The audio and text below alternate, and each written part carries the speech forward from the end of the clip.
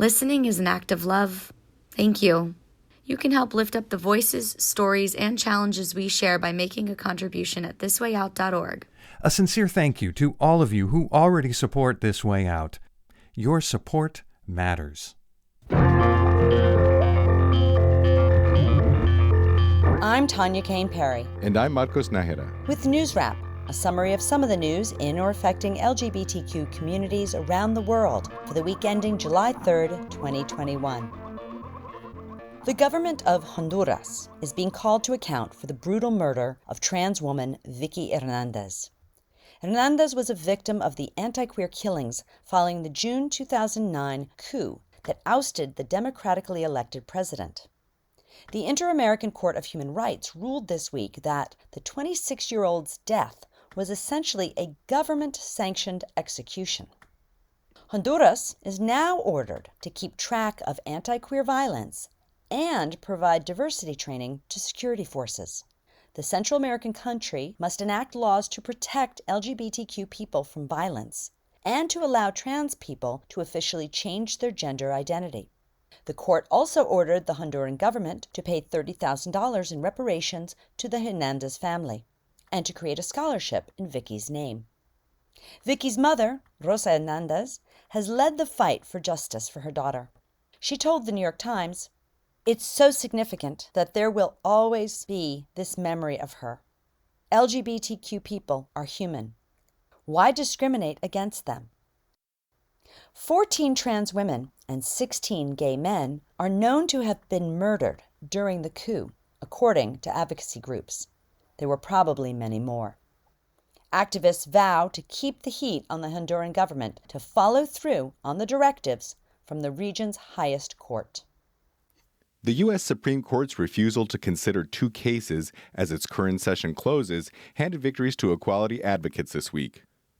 Justices declined to hear a Virginia school district's appeal to challenge lower court rulings ordering them to allow trans students to use gender-appropriate campus bathrooms. You'll hear from victorious plaintiff Gavin Grimm later on This Way Out. Hopefully it will set a precedent in other bathroom battles in other states. The Supreme Court also rejected a florist appeal. Baronelle Stutzman of Arlene's Flowers and Gifts in Richland, Washington, refused to provide services for the wedding of a gay male couple because of her religious beliefs. Lower courts had ruled that Stutzman violated the state's anti-discrimination laws by refusing her longtime customer's order. Justices let those rulings stand. It takes 4 of the 9 justices to hear an appeal. Right-wing justices Clarence Thomas and Samuel Alito predictably joined the less predictable Justice Neil Gorsuch in voting to hear the case. Bridegroom Robert Ingersoll celebrated the High Court's refusal to hear the appeal.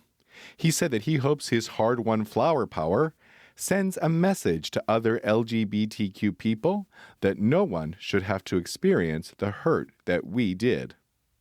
However, it should be noted that by refusing to hear the florist case, justices dodged the thorny issue of queer human rights versus so-called religious liberty.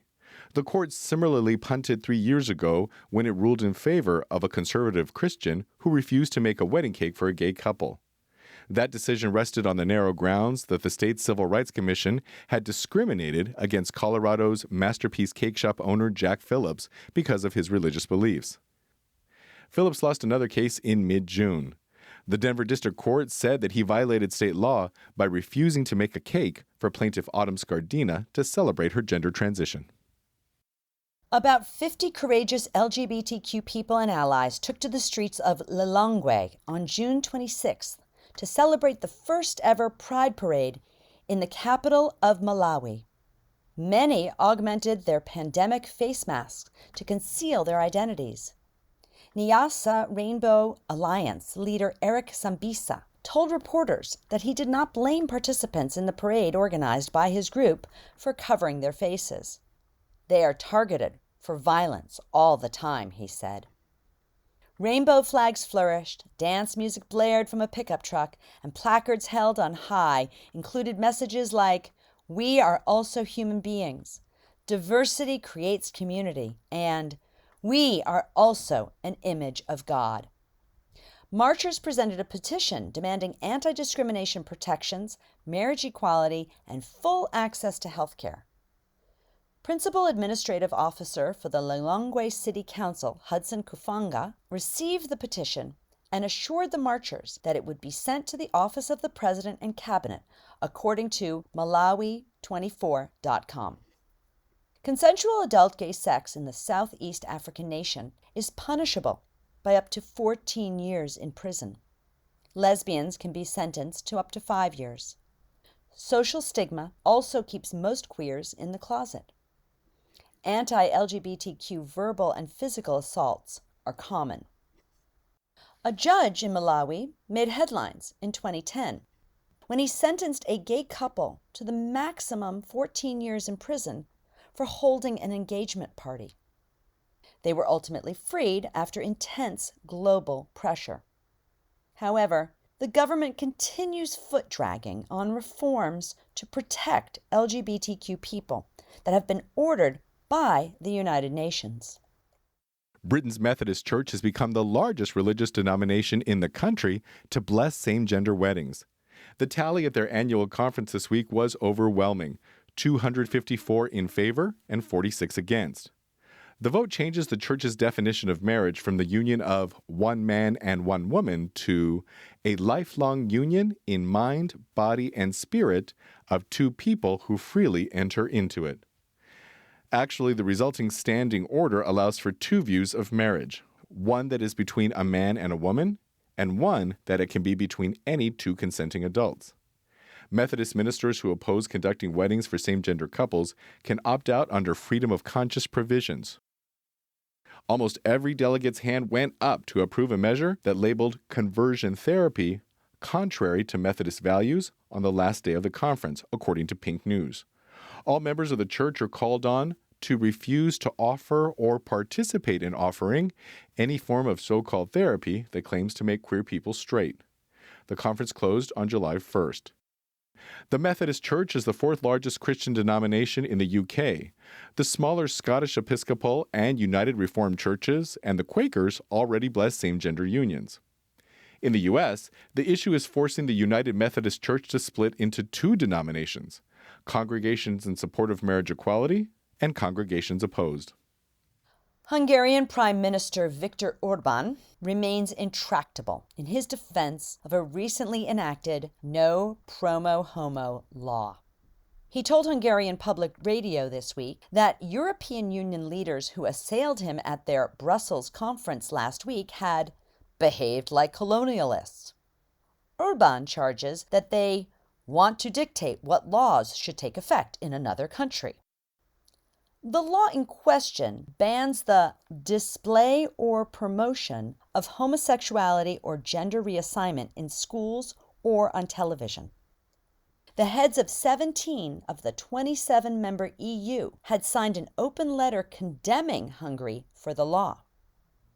Czech President Miloš Zeman was not one of them.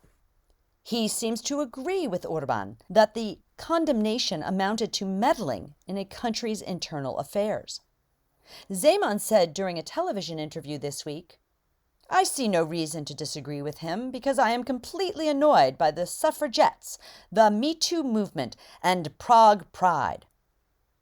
Compounding his ignorance, Zeman continued, "If someone undergoes a sex change operation, he commits a crime of self-harm. I can understand gays, lesbians, and so on, but these transgender people are really disgusting to me." France's National Assembly approved a measure this week that opens medically assisted reproductive services to lesbian couples and single women. Passage in the lower house of Parliament was a lopsided 326 in favor and 115 opposed. The conservative majority in the French Senate repeatedly rejected the proposal, according to the Associated Press. However, the centrist government of President Emmanuel Macron holds a majority in the National Assembly. Their word is final. Previously, government-funded fertility services were only available to infertile heterosexual couples. Activist groups have lobbied for the expansion since France ushered in marriage equality in 2013. Finally, Canada's effort to ban conversion therapy needs prayer.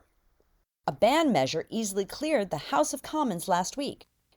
However, amidst a last-minute flurry of bills, Reuters reports that it did not come up for a vote in the Senate this week ahead of the summer recess. It could be considered when the Senate reconvenes in September, but two unnamed sources told Reuters that Liberal Party Prime Minister Justin Trudeau is considering a snap election to ride the wave of post-COVID euphoria.